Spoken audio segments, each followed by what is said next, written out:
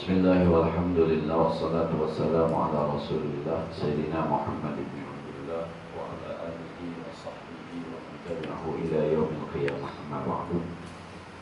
Ya masa yang berbahagia, sama-sama kita awali ta'lim kita dengan baca surah Al-Fatihah. Kita mohon dengan keberkahan Fatihah semoga Allah Subhanahu wa taala senantiasa menambahkan ilmu yang bermanfaat buat kita semua di dunia dan menyelamatkan kita di akhirat nanti. Ala hadhihi niyyah al-Fatihah.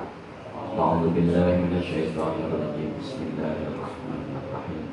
Alhamdulillahirabbil alamin arrahmanir rahim maliki yaumiddin.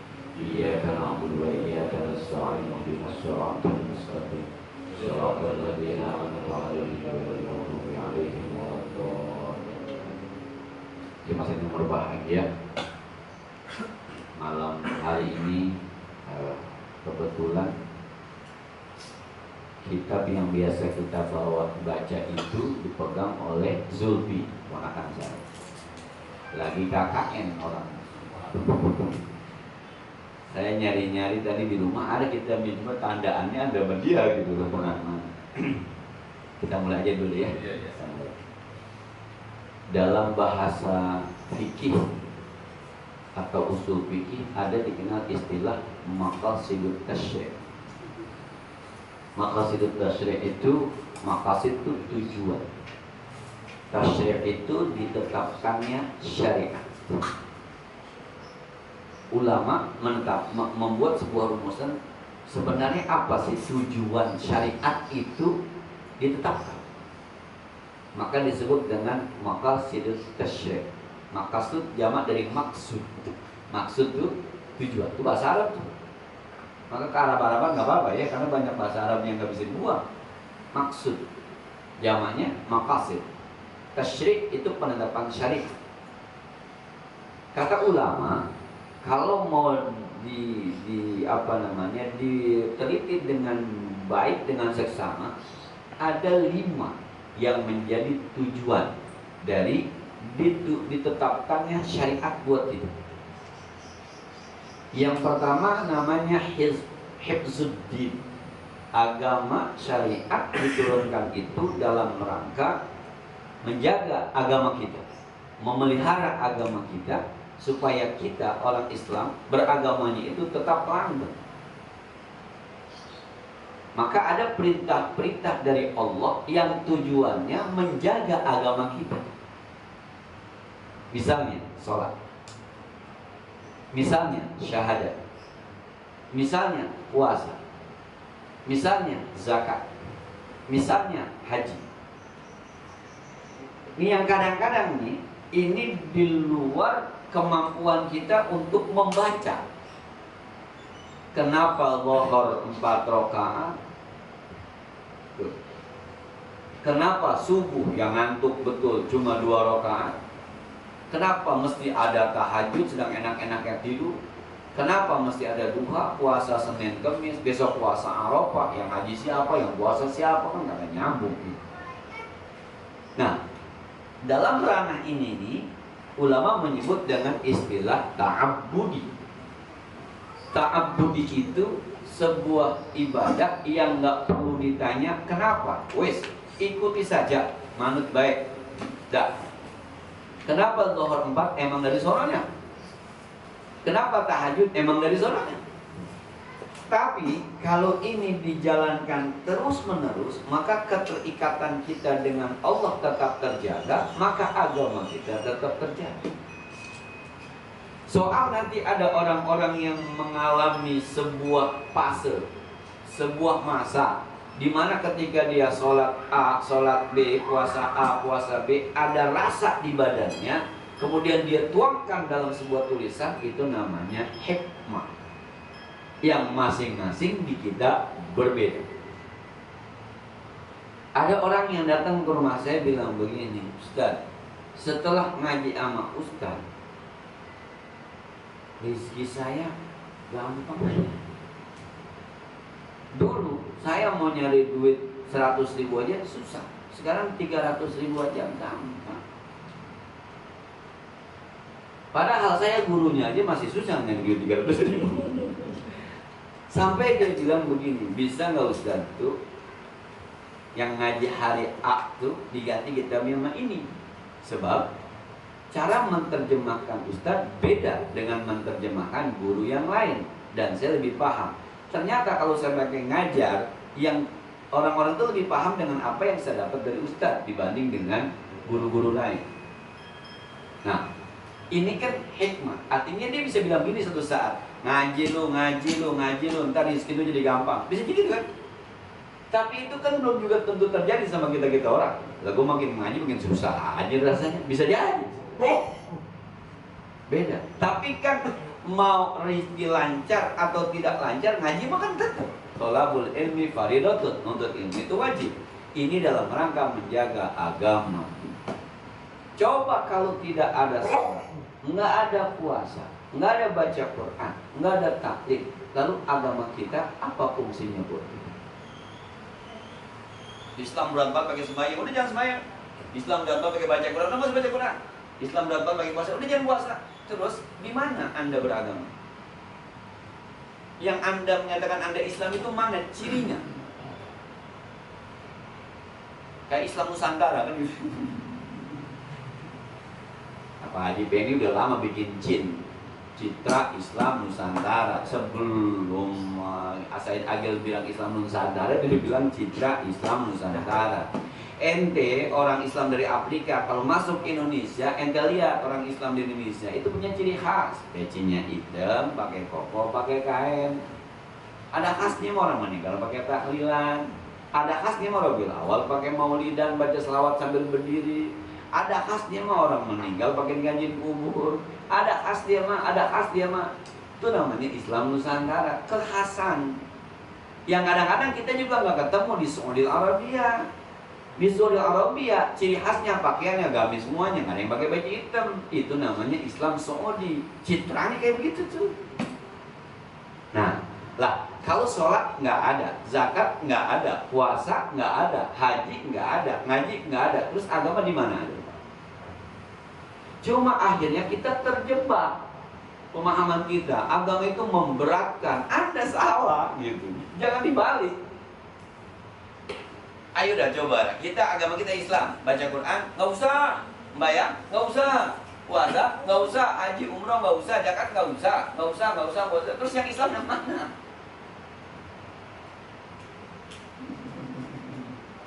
Lah, apa bedanya Anda dengan Kristen?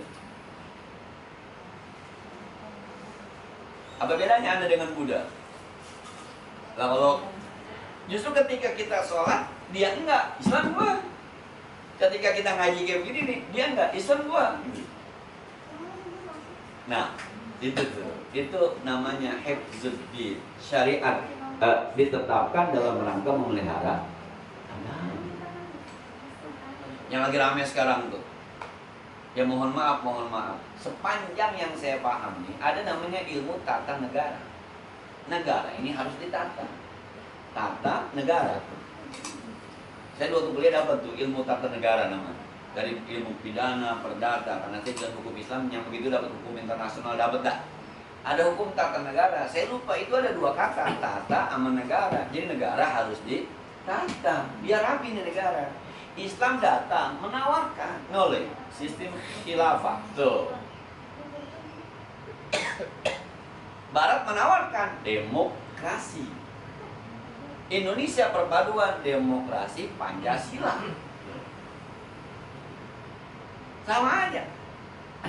Apa sih khilafah? Khilafah itu sebuah sistem negara kalau mau ditata nih, Islam tawarkan.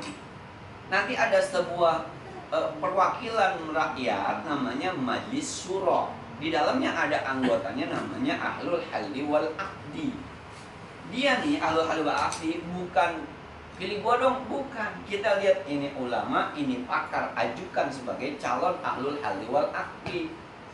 Di Rawabuaya nih dari mulai Nurul Iman sampai Baitur Rahman, dari RW 1 sampai RW 3, mana yang layak kita calonin? Satu, kalau nggak ulama, pakar.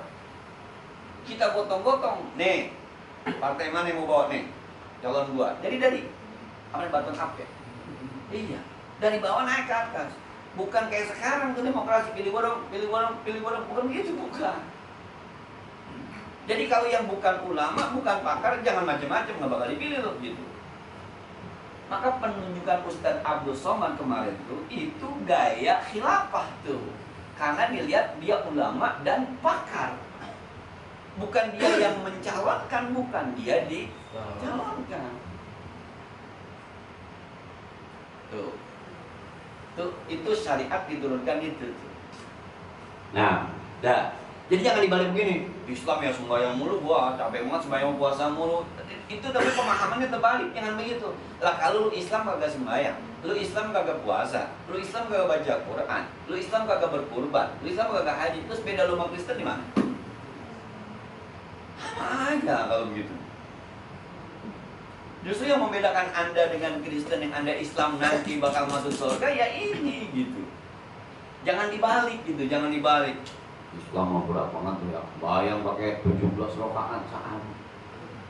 Mana gua gak kaya-kaya, salah lagi tuh. Emang ada ayatnya sholat kamu jadi kaya? Enggak ada.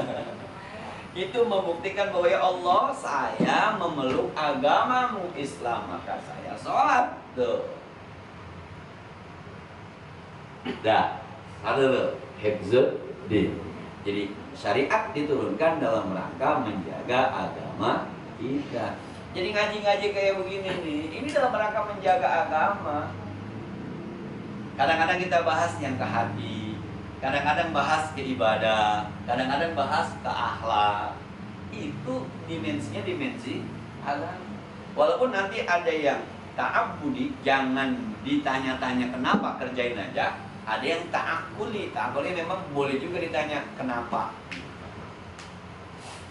Satu tuh, hifzud din. Sekali lagi Pak, jangan dibalik ya. Berat banget, bukan berat. Ini konsekuensi dari ente Islam. Nah kalau ketemu sembahyang mah, emang Islam boleh kalau sembahyang? Nggak boleh, nggak boleh, nggak boleh. Kafir ini kalau nggak sembahyang.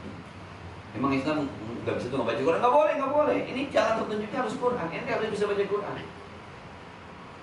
Nah kalau itu sekali lagi, apa bedanya ente sama yang Nasrani? Kalau penceramah apa bedanya sama kebo gitu ya?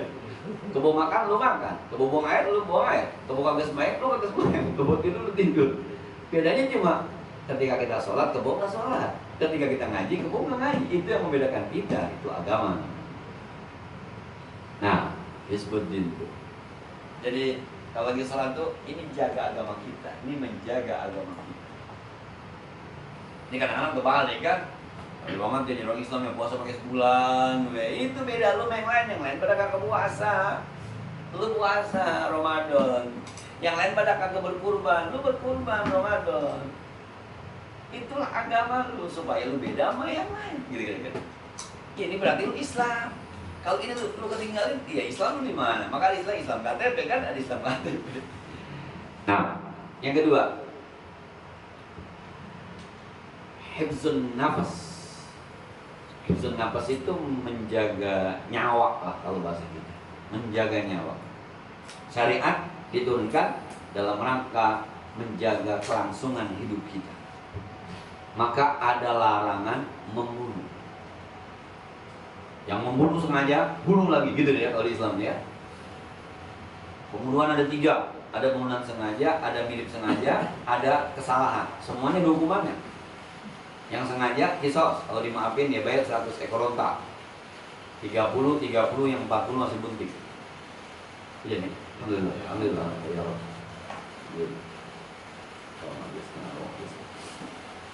Nah, yang kedua pembunuhan mirip sengaja.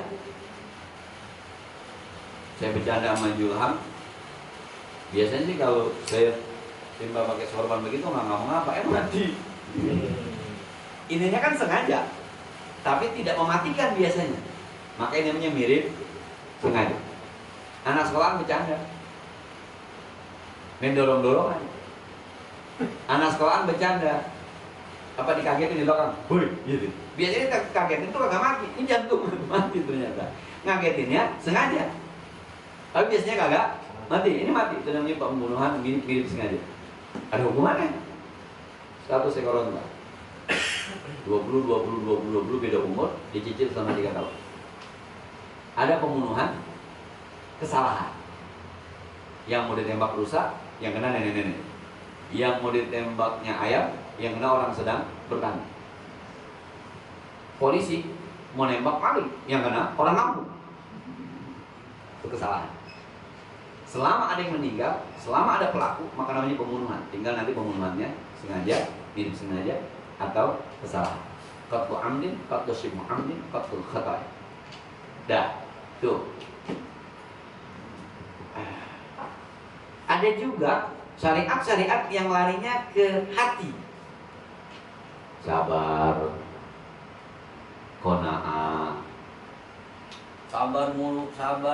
Saya hidup mah kalau pakai sabar, bubar. Yang aneh, teman-teman waktu pulang kampung kemudian macet di jalan tol mau ngapain coba? Teman-teman pulang kampung di tol macet coba, mau ngapain? Tinggal sabarnya doang. Kalau nggak ada sabar hari itu, habis mobil orang tabrak-tabrak. Nah, teman-teman punya anak, mohon maaf ya, Badung, mau diapain coba? Mau diganti anaknya?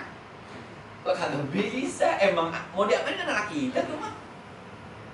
Saya kalau nasihatin orang-orang yang kalau curhat, Ustaz, anak saya bilang jihad. Sukses kagak sukses ada jihadnya. Sampai ente mati, anak ente masih badung, tapi ente udah usaha itu yang Allah lihat usahanya. Terusin aja. Nasihatin, doain, jalanin, terusin aja, itu jihad. Jam 2 malam Ustaz saya nyari anak saya, orang jam 2 malam tidur, lu nyari anak. Siapa anak itu? Amanat Allah. Jihad. Kalau di hati ente ada jihad, ada pahala, ada surga, nggak ada capeknya tuh, jalan aja. Siapa sih yang anaknya gak ada yang badung? Nakal-nakal? Hampir semua ngerasain. Hampir semua. Dengan berbeda ya, dengan tekanan yang berbeda. Ini zaman HP ya sekarang lah. Kalau ada yang di media sosial, Ustaz anak saya susah banget main HP mulu. Lu kasih HP-nya. HP-nya kita beliin. Ustaz bukan apa-apa kalau di sekolah kan iya kalau mau sekolah tinggal ngobongin aja kan, yang penting HP-nya bisa nelpon, bisa SMS. Berapa duit sih? Pego. Enggak, beli yang 3 juta. Yang bisa video call. Kita kadang-kadang sombong. Quran mengatakan wala tu'tus sufaha'a amwalakum. Jangan kamu berikan orang-orang yang masih bodoh akan harta-harta kalian. Anak TK, anak SD itu nggak ngerti. HP itu 3 juta, harta kita kasih dia, habis. Anak SD dibeli motor, udah hilang. SMP ngetrek, SMA jebol. Emang anak-anak kita juga. Tapi sekali lagi, ketika ada ayat Quran, ada hadis Nabi yang mengajarkan kita sabar, qanaah, bersifat dermawan, itu dalam rangka hifzun nafsi, menjaga. Coba kalau hidup sabar, nggak usah sabar, nggak usah qanaah, nggak usah rendah diri, nggak usah apa, habis hidup kita coba. Yang kaya sombong, yang miskin sombong, coba bagaimana coba? Ya, yang kaya sombong, yang miskin sombong. Gue memang miskin, tapi lu jangan menghina. Luar biasa. Yang kaya orang miskin. Kalau tidak ada ilmu sabar, ilmu tawadhu, ilmu hancur hidup ini. Kita berumah tangga, Pak, berantem sama bini, yang satu naik, udah habis. Piring pecah, TV berantakan. Bini ngomel, kita diem. Kita ngomel, bini diem. Kan begitu. Kadang-kadang ngomong-ngomong, masuk. Bapak dulu kagak beres dong, kata mamanya. Udah aja masuk. Mamanya tahu itu. Diomelin bini kita diem aja. Kadang-kadang kita dengan bini kita diem aja. Itu karena ada konsep sabar, itu hifzun nafas.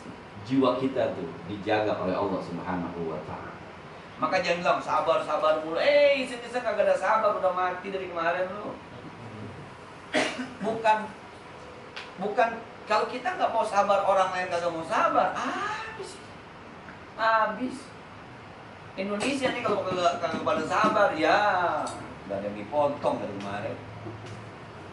Nah, subhanallah, itu hifzun nafas. Jadi kalau ngaji, ada yang ngajarin sabar, ada yang ngajarin qanaah, juhud, apa qanaah ya? Terima apa adanya, nikmati saja. Cewek ini mau cakep-cakep banget ya. Dah, yang di rumah aja bini lu. Coba kalau kagak ada begitu, ono paranin, kagak mati kita. Iya. Untung ada ilmu qanaah. Itu anak orang yang pintar-pintar banget, itu anak orang. Yang jelas tuh di rumah ada anakku, itu aja tuh. Anakku mah bego-bego banget. Bego juga anakku. Nggak bisa ditukar emang. Ini aja terus. Itu kan ilmu qanaah itu. Ilmu qanaah itu yang bikin akhirnya menjaga jiwa kita, menjaga nafs kita. Apa ya kalau bahasa nurani? Itu kan nurani ya. Itu nur, cahaya. Nurani itu cahaya. Jadi bagian yang terdalam gitu. Itu ngajinya sahabat, itu hifzun nafas. Agama diturunkan saya dalam rangka menjaga itu. Jadi kapan-kapan ngaji sabar, ngaji qanaah, kayak kita ngaji subuh tuh kan kayak yang kadang-kadang kan kita punya saya jadi ngaji kadang masuk orang bisa begini ya ngarang kita. Itu dalam rangka hifzun nafas. Sampai minggu kemarin kata Allah, gua paksa lu masuk surga ame rantai tarik-tarik begitu. Kita kan sembahyang belum ada yang gurih belum. Masih berat. Padahal kata Allah lu sembahyang, ntar lu masuk surga, tuh surga gua siapin buat lu sembahyang. Sampai-sampai kata Allah, tuh gua hukumin wajib dah biar lu pada masuk surga. Seakan-akan kita dibetot sama Allah tuh pakai rantai, namanya rantai wajib. Sini masuk surga lu, sini. Sampai begitu Allah. Waduh kita. Hifzun nafas itu namanya. Agama diturunkan yang kedua dalam rangka menjaga jiwa kita. Coba bayangin apa kalau di dunia ini nggak ada sabar, Nggak ada dermawan coba. Kalau nggak ada dermawan tuh banci yang pada ngamen, resign semuanya itu. Nggak ada yang ngasih. Nah, iya. Kenapa dia ngamen jalan terus? Karena ada yang ngasih. Coba kalau sifat itu tidak ada. Iya, berhenti banci. subhanallah. Indah tuh agama tuh indah sudah. Cuma kita kadang-kadang ngukurnya terbalik, bukan dari sisi A kita ukur, tapi dari sisi Z dari belakang kita. Jadi bukan sholat itu berat, bukan justru sholat itu menjaga agama kita. Yang pertama dari bukan sabar itu berat, bukan justru sabar itu menjaga jiwa kita. Ini bisa pada mati orang kalau nggak ada belajar sabar. Bisa pada orang bisa kawin cerai. Sesoleh-solehnya si soleh jadi suami, ada juga sesolehannya soleha si soleha jadi istri. Tetap aja Pak, ustad sama ustazah nikah jemaah nggak bakal berantem tuh, bohong aja, bohong Pak. Yang namanya rumah tangga mau wajib berantem, wajib nggak sunnah, nggak wajib berantem.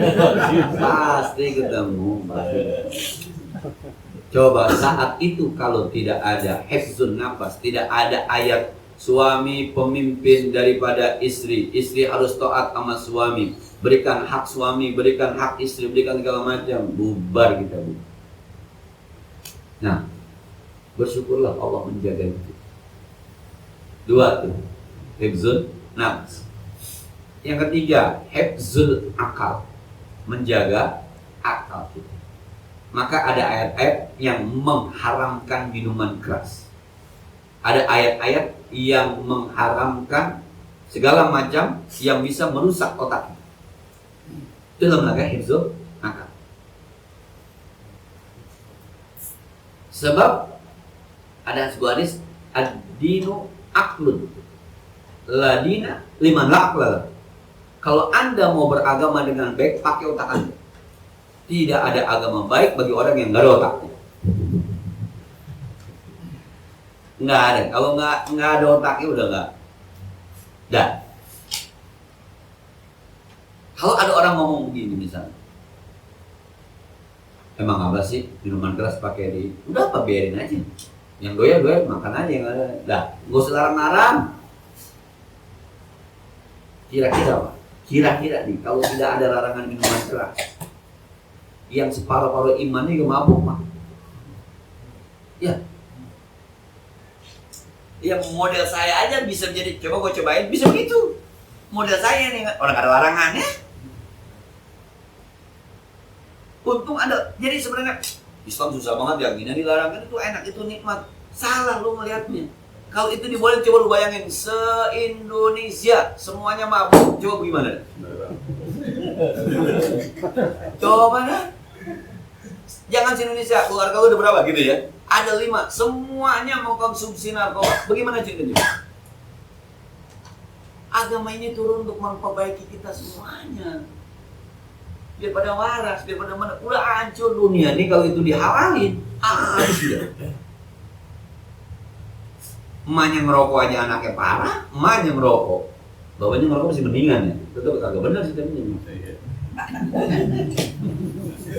Itu di media sosial main rame banget tuh ya, vaksin, halal haram. Itu rokok emang ada label halal. Nggak ada yang ribut-ribut ya. Nah, coba bayangin Pak, kalau narkoba dikonsumsi oleh seluruh penduduk Indonesia. Makanya negara-negara yang dalam tanda petik bukan Islam saja mengatur. Kenapa? Ini masa depan bangsa kita akan hancur kalau ini dikonsumsi oleh anak-anak muda. Islam dari awal, hifzul akal. Ini akalnya harus dijaga nih. Dah. Luar biasa. Dilarang marah, Pak. Emang apa? Kalau orang mau marah, otaknya nggak berfungsi. Maka Nabi la taghdab 3 kali ya Rasul nasihatin saya ausini la taghdab. Faqala miraran diulang ya Rasul, nasihat jangan marah, jangan gampang marah. Sebab orang marah akalnya. Kalau kita jadi pimpinan pakai marah-marah, repot. Kalau kurang aja lu berhenti aja udah begitu bodoh. Jadi bunuh sama anak buah urusan dikit-dikit, udah berhenti dikit-dikit berhenti. Kita jadi baba aja nih marah-marah mulu anak kita lari. Nah, ya saya punya saudara begitu. Bahasanya enak nama Cingipu. Saya dipanggilnya Cingipu, orang biasa panggil ibu aja gitu. Tuh ponakan saya kata panggilnya Cingipu. Anak-anak Cingipu, begini kalau mau bapak mau begini. Nah, jadi kalau dia lari sama mancingnya mesti benar, kalau dia lari sama pacarnya. Tuh benar. Yang laki lari ke pacarnya, yang perempuan lari ke pacarnya. Lewat. Tuh, agama menjaga akal. Lu jangan marah-marah, lu jangan konsumsi narkoba, ya. Lu jangan ngiri sama orang. Kan gitu, ngiri itu kan. Kalau kata ulama tuh, la fariha liman yahsud. Enggak ada kebahagiaan bagi orang yang suka dengki, suka ngiri. Agama menjaga ini nih. Nah, rapi banget ya sebenarnya. Cuma kita akhirnya pakai bahasa begini. Banyak banget aturannya di dalam Islam ya. Subhanallah. Bukan begitu ngelihatnya. Ayo bayangin dah. Rumah lo ada berapa orang? Ada 6. Semuanya tuh ganja oke. Morfin oke. Minuman keras vodka oke. Topi miring ada di kulkas. Coba lu bayangin rumah lu kayak apa begitu coba. Taruh dah sekarang duit lu 1 miliar banyak. Tapi semua begitu kira-kira. Nambah apa hancur?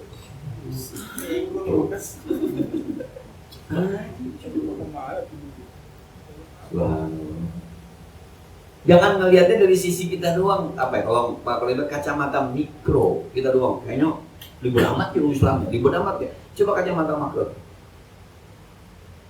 Hifzul akal. Nah, yang keempat, hifzul nasal, menjaga keturunan. Maka Al-Quran syariat nikah. Jangan zina. Gitu. Dan saya diskusi sama anak-anak perempuan di sekolahan ya. Ada yang nanya, kenapa sih Pak? Buat bahasa rahasianya apa sih kalau laki boleh nikah 4, perempuan nggak boleh? Kan nggak adil. Laki 4. Saya bilang, nih, lu bini gue berempat nih. 1, 2, 3, 4. Lu pada bunting. Siapa babanya? Gua. Coba kalau lu punya laki 4, gua temen lu, terus lu bunting. Anak siapa? Wah, lu. Allah yang nyiptain kita. Allah paham. Lah iya. Kalau saya punya simpan A, B, C, D, bunting semua. Anak siapa? Jelas gua babanya. Lah kalau lu punya laki 4, malam Senin lu ke rumah si A, malam Selasa ke rumah si B, malam Rabu ke rumah si C, lu bunting lahir. Babanya yang mana? Kuping baba dia tuh. Subhanallah. Udah oke, udah karena Allah yang bikin kita, Allah yang tahu. Tapi juga yang 1, 2, 3, 4 jangan sembarangan.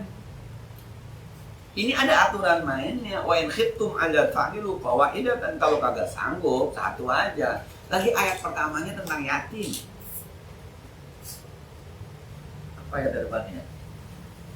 Wa in khiftum alla tuqsitu fil yatama fankihu ma qabalakum minan nisa.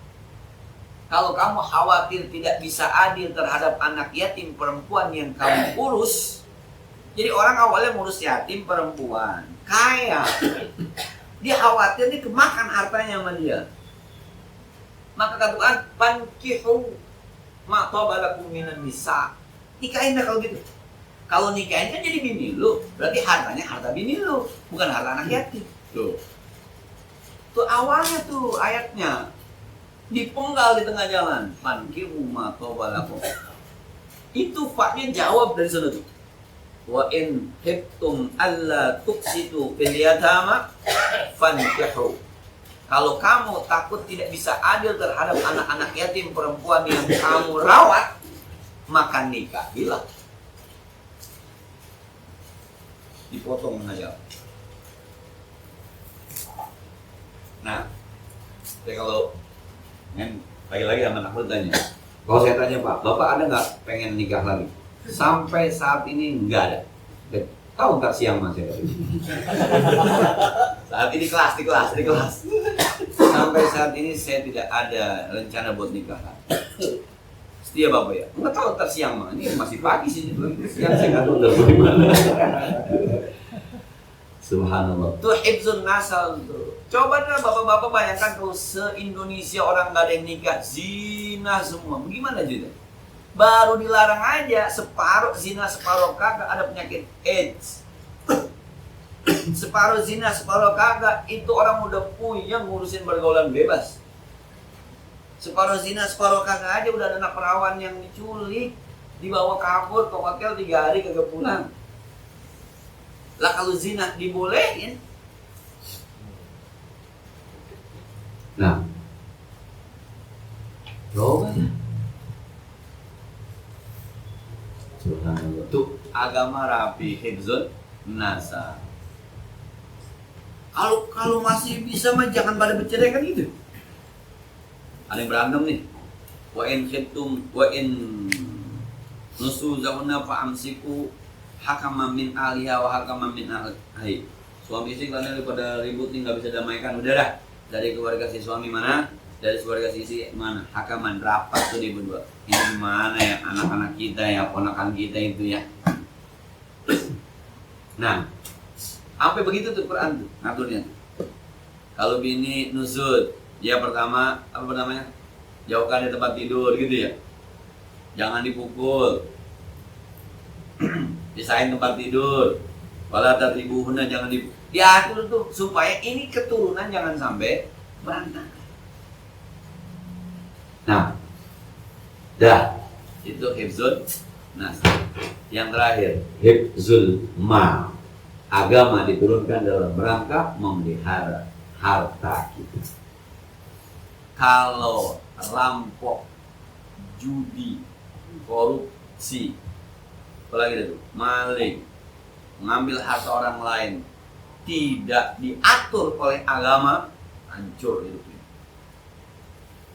Kalau halal haram tidak ditentukan oleh agama, hancur dunia ini.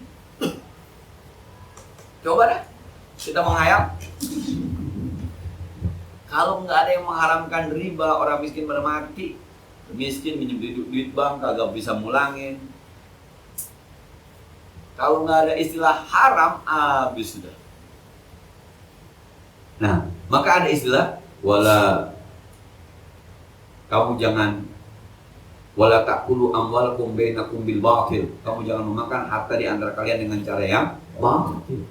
Berdaganglah, diatur dagangnya, bekerjalah, diatur kerjanya, yang halal ini, yang haram ini boleh, ini kagak boleh. Lagi-lagi tuh kita kadang-kadang di Islam haram mulu ya, susah banget tuh. Aduh, salah kaprah lagi tuh. Kalau semuanya halal, cara nyari duit semuanya halal, nipu halal, bohongin orang halal, korupsi halal. Ya, kita nggak ada yang punya sendal, weh. Iya. Udah kita main Jumat, tukar-tukar aja orang halal. Lama-lama orang pada nyeker, karena mau beli sendal, hilang. Subhanallah. Tukang parkir pada berhenti, orang malingnya halal.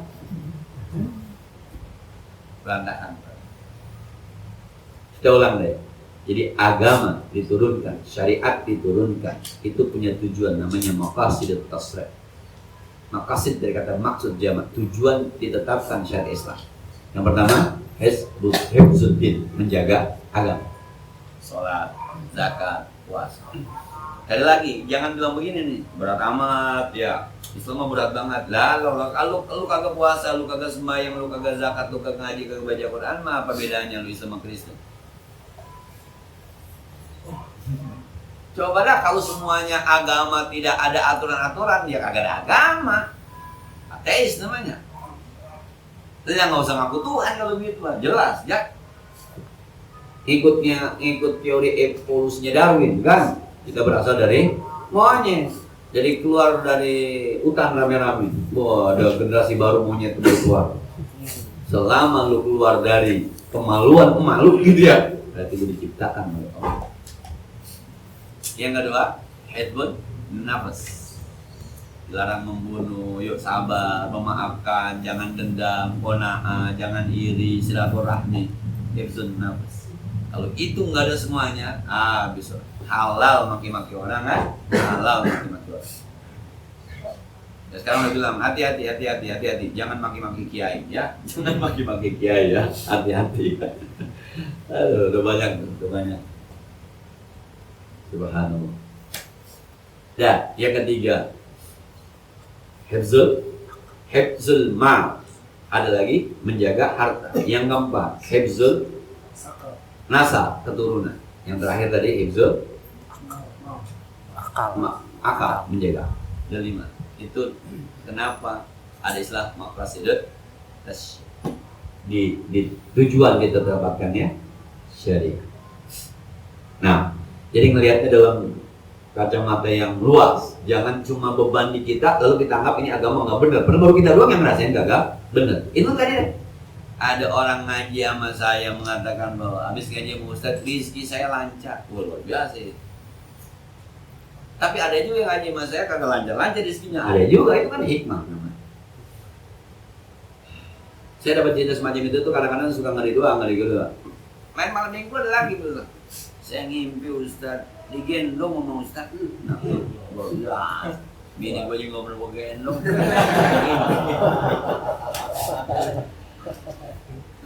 Jadi dibilang saya ngimpi ada Ustaz semua nih gendong saya, Ustaz A, Ustaz B. Maka sekarang saya ngikutin ngaji yang saya impiin pernah gendong saya. Termasuk Ustaz. Ada yang ngimpi dapat tongkat dari Nabi. Dia sekarang tukang ngobatin orang.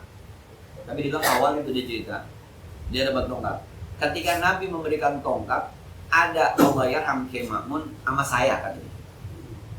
Wah, cerita semacam suram itu cerita. Dia bilang, tapi lama-lama kebal juga sih. Pertama dapat cerita yang begitu saya cepet nangis tuh, dengan nangis bang nih kalau setan main, gue bisa jadi kiai dadakan jurusannya. Jadi ahli hikam aja jurusannya, ahli hikmah. Lah, kalau ada orang datang dia bilang, Ustaz, saya belum pernah ke Madinah, saya belum pernah umroh, tapi saya mimpi itu kata di mimpinya nunjukin itu kubur Nabi gitu. Lalu ada cahaya terang, saya sampai nggak bisa ngeliat, saya nunduk saking indahnya. Lalu ada suara, saya suruh ngaji sama Tuan Guru. Saya dipanggil Tuan Guru. Gila bener. Dia pulang saya nangis aja, karena saya nggak setan nih orang. Setan. Itu gampang banget setan main itu. Saya tinggal ngomong, dia aja sama Nabi disuruh ngaji mau gua gitu kan. Ternyata sampai saat ini nggak ngaji. Apa kagak setan itu orang? Lah kalau dia percaya, mesti sampai sekarang dia kemana aja saya datang mesti ngaji dia.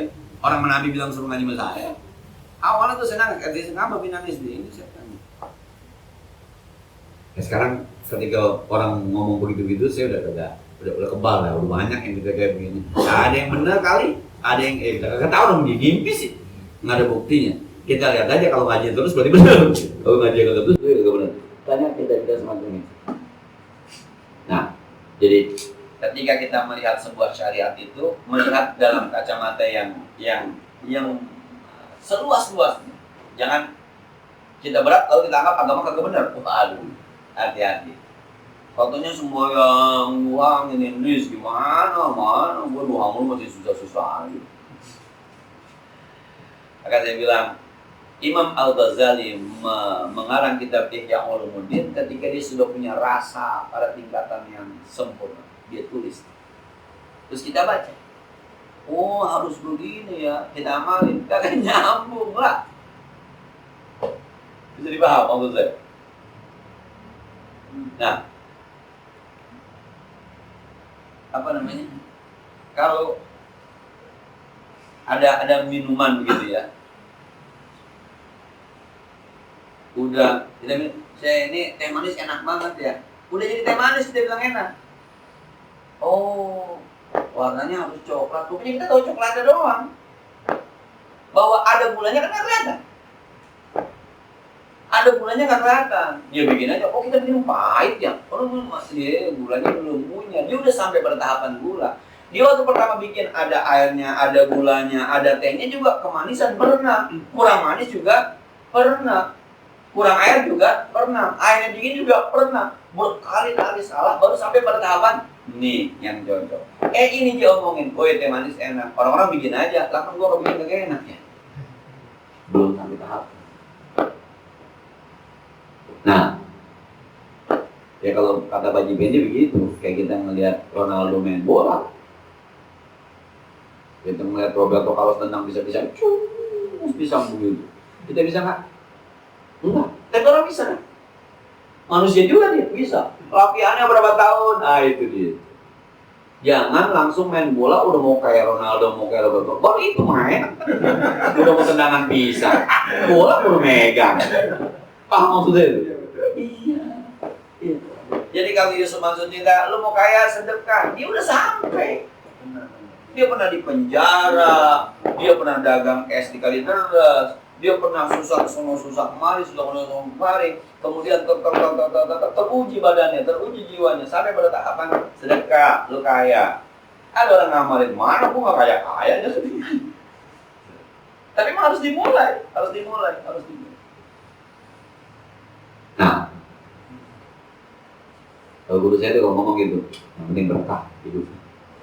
Berkah susah diceritain tuh berkah. Susah diceritain, cuma bisa dirasa doang berkah. Nggak bisa diceritain. Ya, beda-beda. Susah, nggak masuk di akal orang, nggak masuk. Karena kita rasain, orang kagak ngerasain. Dan menerjemahkan apa yang kita rasa supaya orang paham, susah juga. Tadi saya ditanya sama anak saya, pertanyaan yang saya bingung juga jawabannya. Dia mau minjem HP saya, ini anak 4 tahun. Mau minjem HP saya dengar.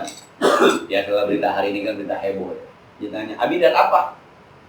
Lihat berita. Berita itu apa, Bi? Nah, coba, anak 4 tahun nanya, berita itu apa, Bi? Berita itu. Coba, bagaimana? Kita sudah mampu merasakan apa itu berita, tapi kita terangkan kepada anak kita, 4 tahun bagaimana coba? Coba, kalau kita jelasin berita itu ada sebuah informasi itu apa? Itu berkah, itu berkah. Kita mampu merasakan ketika kita terjemahkan dengan kata-kata kepada orang lain, nggak nyambung. Tapi nanti pada paham sendiri, oh ini namanya berkah. Itu deh ya. Saya kira ini pertemuan kita. Barangkali ada yang perlu kita diskusikan lebih lanjut. Insya Allah nanti malam satu depan insya Allah udah pakai kitab lagi ya. Nah. Jadi mohon maaf memang. Jadi saya pernah ketemu Pak ini, cuma saya lupa. Saya udah lawan kereta, Pak itu udah khawatir sama keretanya. Lagi dengan pas di jalanan, kenapa gua nggak berhenti tadi ya? Malah saya tuh kereta gitu aja. Kalau lihat sini lu ngeri aja tuh ngeri. Karena pengajian di masjid memang berkali-kali Ustaz Samsul ngubungin saya berbarengan dengan Allah ya Kema. Ngubungin lagi berbarengan dengan jadwal yang di Al-Hidayah belakang Anida tuh. Pas minggu kelima, saya lihat ada poster di media sosial kegiatan Bandar Saudagar Nusantara. Wah, kayaknya saya WhatsApp Hadi ada acara itu ya? Oh iya, saya WhatsApp. Iya benar, minta maaf Ustaz, saya nggak bilangin gitu. Mundur. Saya juga duga nih, karena kita mundur di masjid, kita nggak pernah ketemu kan. Nah, mudah-mudahan ya, mudah-mudahan nanti bisa langsung kami. Ada pertanyaan, silakan. Tanya atau Lena, silakan. Pak Ustadz, Iya. pertanyaan begini, kan sementara orang ada yang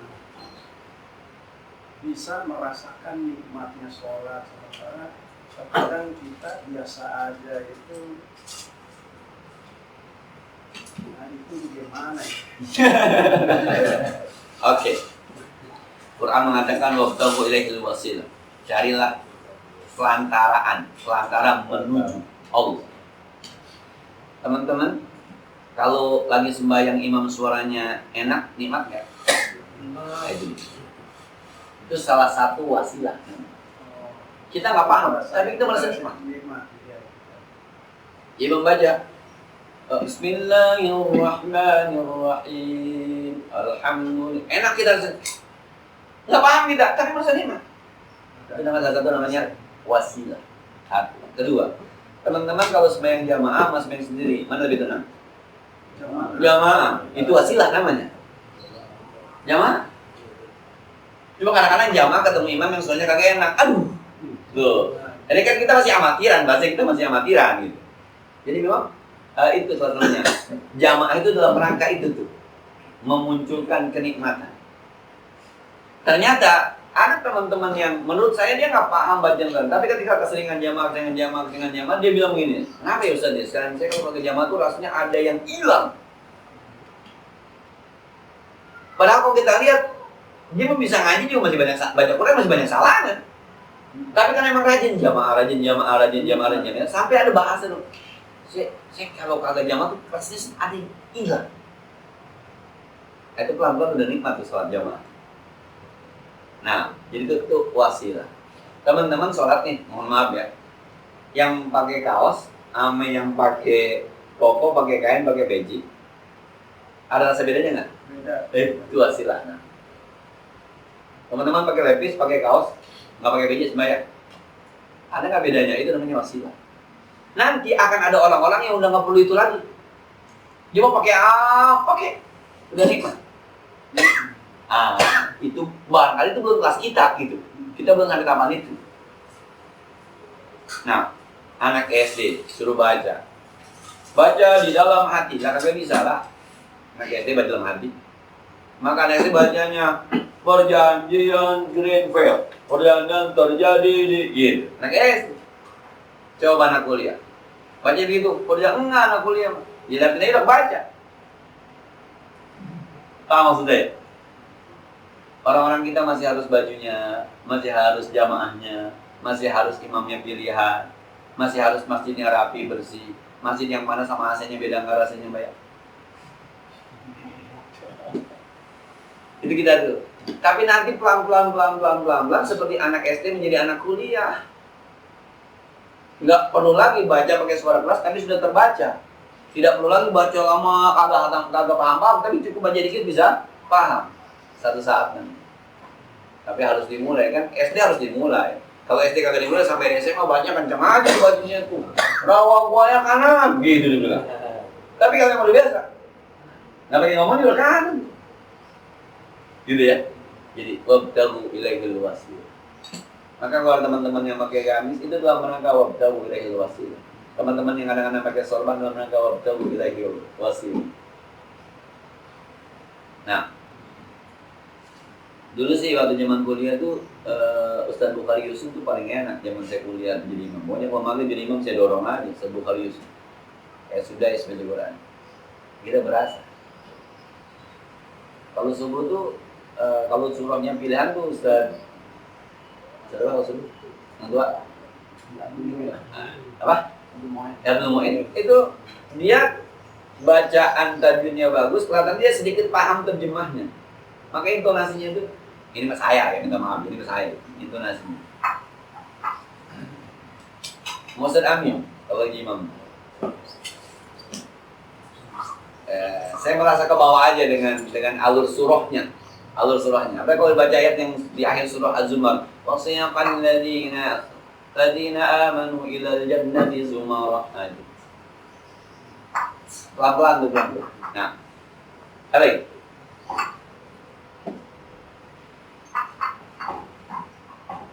Ya. Tadi Ustaz menerangin bahwa dalam Islam itu ada kelangsungan keberagaman Islam yang kita seperti apa ini. Dalilnya itu kita haji, kita ini kemudian diatur akal, kemudian harta dan lain-lain. Bagaimana dengan kita yang kalau seandainya orang umum, jadi pada umumnya itu berlaku seperti kebanyakan agama lain juga seperti itu gitu. Maksud saya yang menjadi real dasar perbedaannya di mana kan kata Pak Ustaz bilang nggak boleh curi, nggak boleh berzina, nggak boleh minum khamr atau apa. Jadi yang real yang kita bisa rasakan ini yang Islamnya apa? Jadi kalau kita masuk ke sebuah komplek yang isinya orang Cina sama orang Kristen, ada kenal nggak tetangganya? Enggak. Mungkin ada syariat silaturahmi kali ini dia. Coba kalau perumahannya orang Islam mulung, ngumpul tahlilan 7 bulan. Kira-kira tuh kalau di Grand Lake City tetangganya meninggal pada ngumpul nggak? Karena nggak ada syariat takziah. Rasanya gitu. Ya. Dulu bikin komplek, dulu isinya Cina aja, Cina Kristen. Kira-kira nih. Jangan-jangan dia mah hajatnya nggak ngundang tetangga kan, ngundang saudaranya doang di gedung apa gitu. Itu namanya Islam Nusantara tuh gitu tuh. Ngumpul-ngumpul kayak ngaji begini. Emang jadi pengajian? Enggak. Cuma ke gereja doang. Yang benar juga.